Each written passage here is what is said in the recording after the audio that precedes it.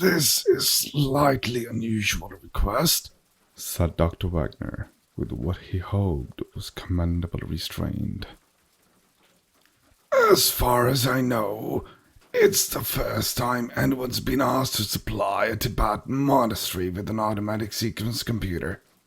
I don't wish to be inquisitive, but I should hardly have thought that your establishment had much use for such a machine. Could you explain just what you intend to do with it? Gladly, replied the Lama, readjusting his silk robes and carefully putting away the slide rule he had been using for currency conversions. Your Mark 5 computer can carry out any routine mathematical operation involving up to 10 digits. However, for our work, we are interested in letters, not numbers. As we wish you to modify the output circuits, the machine will be printing words, not columns of figures. I don't quite understand. This is a project on which we have been working for the past 3 centuries, since the Lemesri was founded, in fact. It is somewhat alien to your way of thought, so I hope you will listen with an open mind while I explain it. Naturally. It is really quite simple. We have been compiling a list which shall contain all the possible names of God. I beg your pardon? We have reasons to believe that all such names can be written with not more than 9 letters in an alphabet we have devised. And you have been doing this for 3 centuries? Yes, we expected it would take us about 15,000 years for us to complete the task. I see. Dr. Wagner looked a little dazed. Now I see why you wanted to hire one of our machines. But exactly what is the purpose of this project, if I may ask? The Lama hesitated for a fraction of a second, and Wagner wondered if he had offended him. If so, there was no trace of annoyance in the reply. Call it a ritual if you like, but it's a fundamental part of our belief. All the names of the Supreme Being, God, Allah, and so on, they are just man-made labels. There is a philosophical problem of some difficulty here, which I do not purpose to discuss, but somewhere along all the possible combination of letters that can occur are what one may call the real names of God. By systematic permutation of letters, we have been trying to list them all. I see.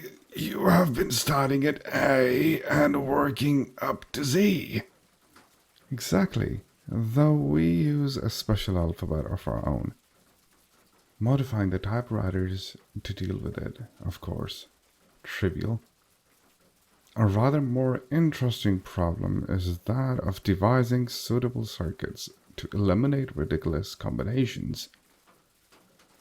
For example, no letter must occur more than 3 times in one session. 3? Surely you mean 2. 3 is correct. I'm afraid it would take too long to explain why, if you understood our language. I'm sure it would, said Dr. Wagner hastily. Go on. Luckily, it will be a simple matter to adopt your automatic sequence computer for this work, since once it has been programmed properly, it will permute each letter in turn and print the result. What would have taken us 15,000 years, it will be able to do it in 100 days.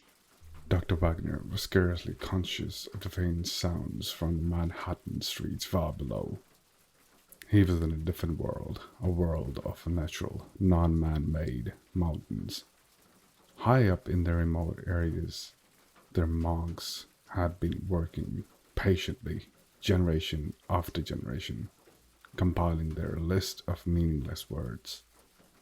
Was there any limit to these follies of mankind? Still, he must not give any hint of his inner thoughts. The customer was always right, There was no doubt replied the doctor. that we can modify the Mark III to print lists of this kind of nature. I am much more worried about the problem of installation and maintenance. Getting out of Tibet in these days is not going to be easy. We can arrange that. The components are small enough to travel by air, and that is why we chose your machine. If you get them to India, we will provide the transportation from there.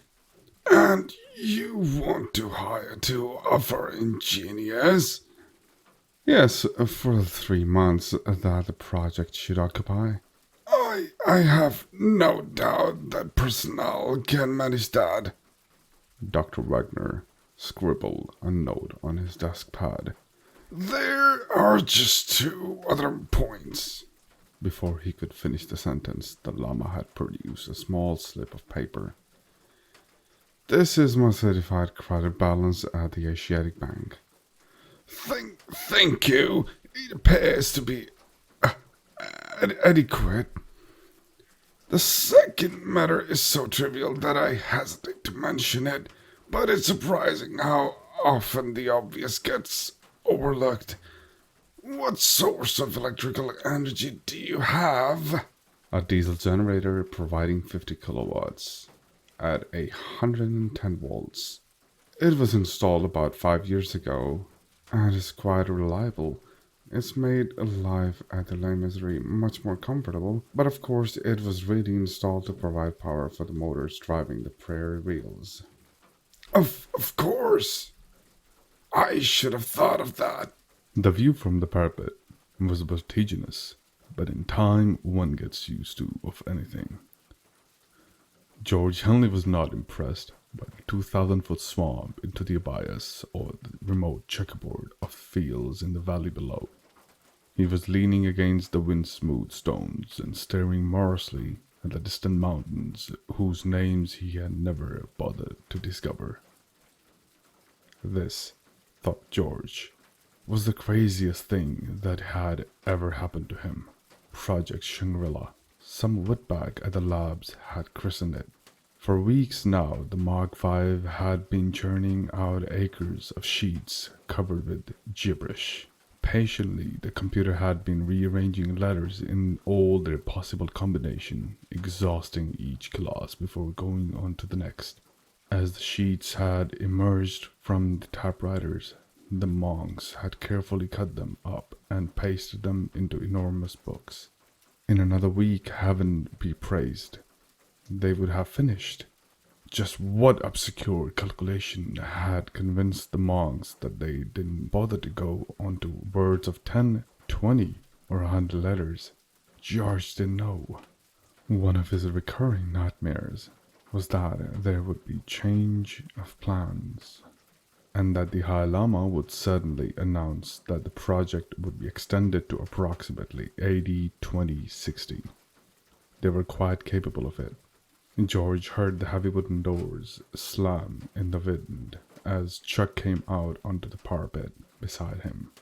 As usual, Chuck was smoking one of the cigars that made him so popular within the monks, who, it seemed, were quite willing to embrace all the manner and most of the major pleasures of life.